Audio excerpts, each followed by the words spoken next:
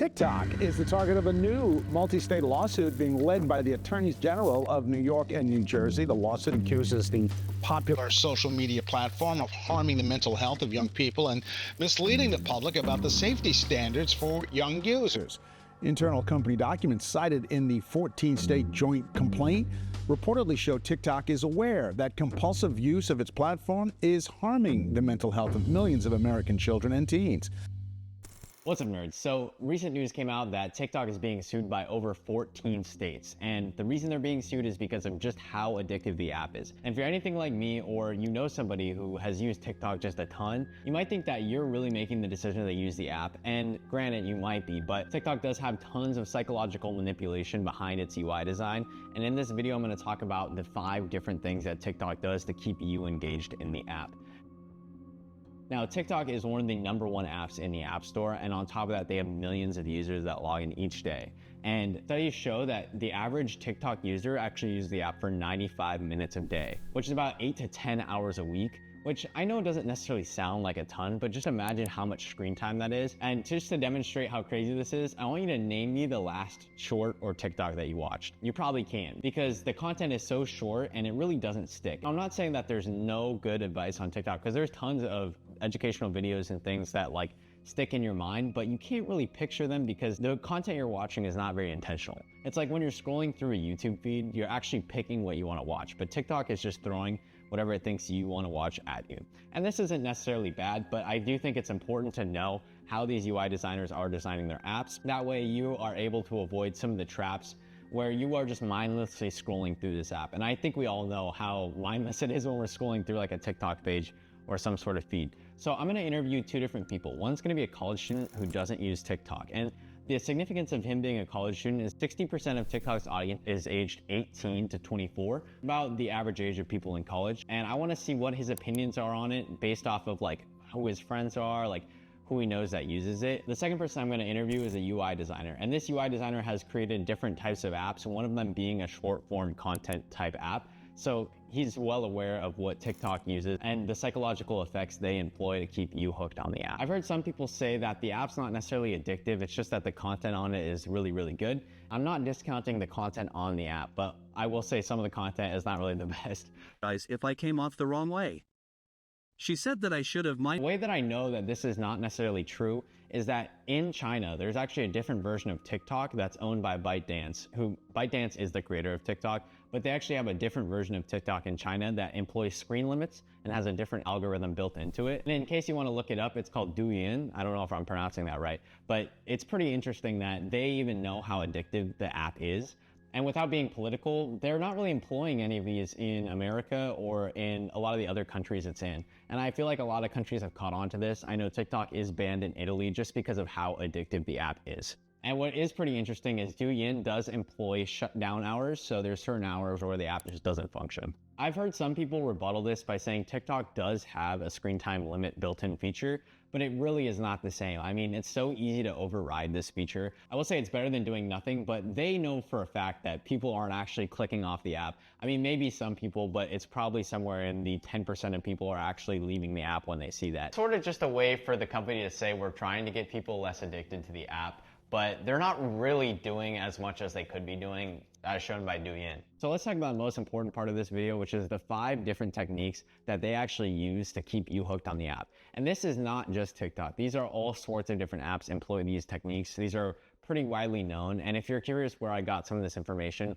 there's a website called growth.design, or if you want to learn any of the other information where I got studies from, check the description. I got each one of them with where I found the information from. And some of these are a little bit more obvious than others, but it is just interesting to take a look at what's going on. So the first thing that TikTok does is it gives you instant engagement. The second you open the app, it'll load you straight into a video. And all these videos are either auto-played or loop. You have to actually click to pause the video, which is all done on purpose. It's sort of like when you're eating chips, you just can't have one more, you have to keep eating those chips. It's the same thing with this. So once you open TikTok, you are automatically brought into a video. If you don't like the video, just swipe up and the next video will just start playing. So it's a lot harder to stop something once you've already started it. So it makes users feel like they need to keep watching it, which leads me into my second tactic that they use, which is habit forming mechanisms. So our brain is just a creature of habit. habit. So every time that something happens, our brain's gonna shortcut. So if the action is every time I open my fridge, you close it after opening it. So that's just something we don't even think about doing, but we just do it, you know, because that's what we know to do. So TikTok will create this habit where if I don't like a video or if I'm done with a video, just swipe up to the next video. And once you have that habit stuck, you're just gonna keep scrolling. And so when you just keep scrolling and scrolling and scrolling, if you're not thinking about it, you have to make the conscious effort to leave the app. And then on top of that, you have so many things working against you, which is like the video is already playing, I don't want to finish it. So you're just stuck watching this video. And that's how we get in these endless cycles, and we just keep watching and watching and watching more content until 2-3 hours go by, because we're not paying attention. We're literally just zoned out, and our brain is doing its habit thing where we're just going and going and going. And some of the videos are just barely passable, and some are engaging. So another example of this is like Subway Surfers. That's sort of just like a stimulus. So your brain is just getting hooked to the stimulus of watching Subway Surfers underneath another video. So you're just overstimulated and you're watching it, and it's so hard to leave that because you have all these things working against you, which make it just almost impossible to leave. And so you just keep swiping and swiping and swiping until, I don't know, something comes up where it's so significant that you do have to leave the app. So I feel like 1 and 2 sort of go hand in hand, but they also employ a personalized algorithm. The difference between TikTok's personalized algorithm and, let's say, for example, YouTube's algorithm is that, first of all, TikTok is constantly watching everything you do. So if you're on a video for more than 60% of the video, it's gonna think you sort of like it. Now, if you're on another video for over 100% of the video, so you're watching it multiple times, that means that you really, really enjoy that content. You can even experiment with this by yourself. If you just open up a new TikTok account and start liking random videos, and I've tried this before too, it'll automatically, like within 4 or 5 videos, just start pushing that same type of video on you. And so its algorithm is able to figure out sort of the essence of a video and sort of the essence of videos that you like, and it's just gonna keep pushing you that content. And kind of the downside of this is that you end up in an echo chamber. So obviously your opinions will change over time with new facts and information. So it's not like it's a complete echo chamber, but for a night, you'll probably be stuck in the same headspace because you keep getting the same videos over and over and over again. And what's crazy about the app is the more you use it, the more it learns about you and the more you get sucked into the app, because it might know that every Tuesday night you come home from work, and when you're home from work, you want to watch a certain type of video. But every Saturday morning, you wake up and you're in a different sort of mood, so you want to watch a different type of video, just to keep you super engaged with the content. Now, it's not like YouTube doesn't do this, but what's different with TikTok is they have so many different methods of tracking you and watching what you're doing. And they also like employ tons of different stuff, which is like using your friends' feeds to sort of interact with your feed. So they know what you're sending your friends, and so they take that into account, and they know like when you're talking to one of your friends or like what time you normally talk to them, it's gonna start pushing that content to you more and more. It's just gathering endless information about you to try to push this content more and more to you and get you more and more hooked into the app. Now, it's not like these are things that most people don't know, but it is pretty insane and intense how much they are collecting. They are even collecting your keystrokes when you search. Now, they were caught doing this by Apple not that long ago. People could see that TikTok was constantly copying everything that they would type. And so it's taking all that into account for the algorithm. So even if you don't search something, it knows what you're looking for. It created a new type of video style to garner engagement. It always keeps things short and basic for the most part because you only have a limited amount of time. I mean, not necessarily anymore, but majority of the content is pretty short on TikTok. Always try to create some sort of curiosity around the video. They have to do this in a short amount of time, which means that they most of the time lead to something like super crazy. So news does this a lot of times with their headlines. TikTok will do this in sort of different ways. So for example, they might have asking people what music they listen to. That's like a common one. Or like they're playing pranks on people, or like asking people what they do for a living, which will immediately garner engagement because people are curious. I mean, they're just in the first 5 seconds of the video, they're telling you exactly what you're gonna learn in that video, and they're piquing your interest. So you're not gonna swipe to the next video because you're just curious what they do for a living and why they're driving a $500,000 car. Now, another thing that they try to invoke is emotion. So this will lead to sort of echo chambers, but not only just basic echo chambers, but people basically angry watching stuff, or they'll garner hate around something just because they keep watching the same type of content over and over again because TikTok knows they like to watch that. And so it'll just fester and grow and grow and grow until it gets to a certain point where there's like literally a mob of people online who hate something or don't like something, which isn't necessarily a bad thing. Sometimes there are causes that are worth hating, but it is just an interesting concept where they're able to sort of group people together like this. And you could sort of think of it how like Facebook has these echo chambers. It takes that times like 1,000, because when you watch something, you're much more likely to engage with it than you are if it's like text-based or photo-based. So I did talk about how TikTok is always watching you, but they try to avoid this thing called the Hawthorne effect, which is essentially that when people are being watched, they act differently than they would normally. So they are sort of watching you all the time, but they keep it a secret, or as much as they can. They might have some obvious videos that you like. You're not actively realizing just how much you're being tracked. And I feel like that is an important thing to keep in mind when you're using the app, because the more things that you do on the app, the more it's tracking you. And so one thing that's pretty crazy about this is TikTok Shop. So TikTok Shop has all of these products and stuff, and this is sort of similar with Temu, but I got a video about that coming later. Subscribe if you want to see that. But it's sort of similar with Temu. They're looking at what you're looking at to buy, and when you buy it, that's even worse, because now they know you're likely to buy this product. And there's no provable evidence for this, but I believe what they do is they have products that they know are like one-time use, and they have products that people keep coming back to. And I think one of the things that people keep coming back to, or a lot of people are buying, they'll push more and more because they know you want to keep buying that same product. And one of these, for example, was like the spirit journal. I don't really use TikTok too often, but whenever I would open it, they would always show me this like spirit journal video.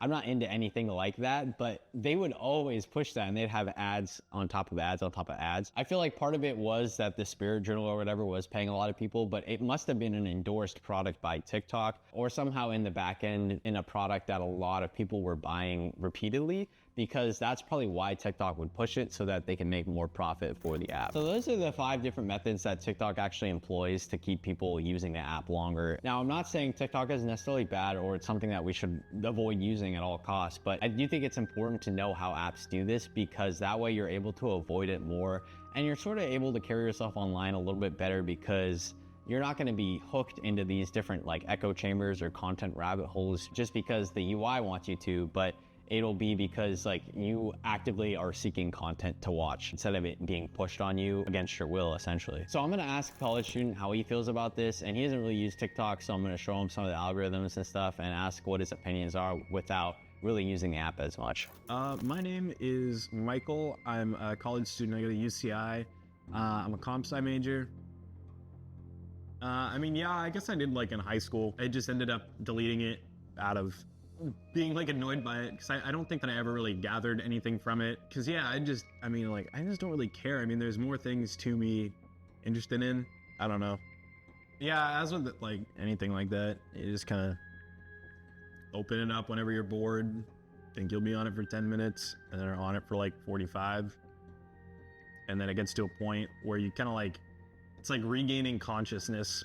I don't know, it gets like zapped back to me. You're like, what the hell am I doing? And like, I used to delete it like all the time. Buying as many things as possible. I mean, it's literally just, I mean, half of TikTok is literally just getting people to watch ads for enjoyment, which I think is crazy. Imagine turning on a TV and just no programs, just ads the entire time. It's really interesting because it's sort of an outsider's perspective. Instead of somebody who uses the app a lot. But he says he knows a lot about the app just from his friends and stuff, so I feel like that's an important detail to remember, because that means that people are talking about it so much that even though he doesn't use it, he knows tons about it. And I feel like this isn't like a new revelation. Obviously, a lot of people know about TikTok, but it is interesting that people in his circles are talking about it so much that he knows basically some of the trends and stuff that go on in TikTok without even using the app. But let's ask a UI designer how he feels about it. I believe you have already seen my name on my LinkedIn profile. So myself is Sadiq Hussain. I basically graduated in zoology. I was like animal scientist. I was working back in 2021 in the lab where I was dissecting rats, right? But then life like turned into the tech, where I was like working on the NCBI data, right? Where we were like studying genes and everything with the help of tech. Then it like arose a bit, like it raised a bit a kind of interest in my mind, and then I like started exploring the technology, and then it like I was like keen interested in this attention to details and the user psychology, maybe the psychological hack as well, because I usually read the psychology books, right?